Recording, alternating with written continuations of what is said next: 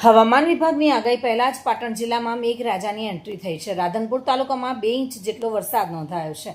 રાધનપુરના બાદરપુરા ગામમાં સિઝનના પ્રથમ વરસાદે જ તારાજીના દ્રશ્યો સર્જાયા છે।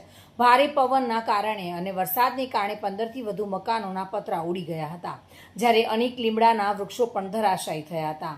વીજ વાયરો તૂટી પડતા ગામમાં વીજ પુરવઠો ખોરવાઈ ગયો છે અને અંધારપટ છવાઈ ગયો હતો। સ્થાનિકોના જણાવ્યા અનુસાર ઘટનાને કલાકો વીતી ગયા હોવા છતાં પણ હજુ સુધી કોઈ અધિકારી ગામની મુલાકાતે પહોંચ્યા નથી। જોકે સદનસીબે ઘટનામાં કોઈ જાનહાનિના અહેવાલ નથી, પરંતુ ગ્રામજનોમાં તંત્ર સામે રોષ જોવા મળી રહ્યો છે। પાટણના રાધનપુરમાં સિઝનના પ્રથમ વરસાદે જ તારાજી સર્જી છે। ભારે પવનના કારણે 15થી વધુ ઘરોના પતરા ઉડી ગયા છે અને ગામમાં વીજ પુરવઠો ખોરવાઈ ગયો છે। આજે રાત્રે જે વાવાઝોડું જે વરસાદ આવ્યો એના કારણે લગભગ અમારા ગામમાં 10થી 15 છાપરાના પતરા ઉડી ગયા છે। અને બીજી વસ્તુ એવી છે કે રાતે વાવાઝોડું આવ્યા પહેલાં લાઇટ કાપી હતી, હજુ સુધી તાર તૂટેલા પણ કોઈ હજુ અધિકારી મેં ફોન કર્યા તો છતાં હજુ આવ્યા નથી।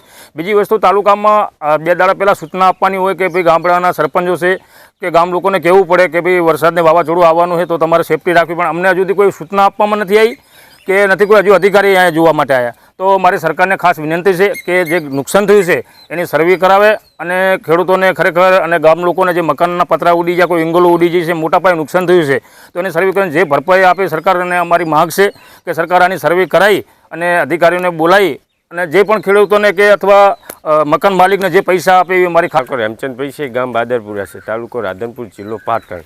રાતની સ્થિતિ એવી હતી કે રાત્રે 1 વાગ્યા પછી જ્યારે વાવાઝોડું ને વરસાદ આવ્યો એના કારણે જે વીજળીના થાંભલા હતા એ થાંભલા ડૂલ થઈ ગયા અને જે વાયરો કટિંગ થઈને જે રસ્તા વચ્ચે પડ્યા તેથી અમે અવરજવર કંઈ કરી ના શક્યા અને જે અમારા મકાનો હતા, મકાનોના પતરા, ઇંગલો એ બધોય ઉડી અને 200 ફૂટ દૂર જતા રહ્યા અને અંદર જે અમારી સામગ્રી હતી એ પલળી ગઈ છે।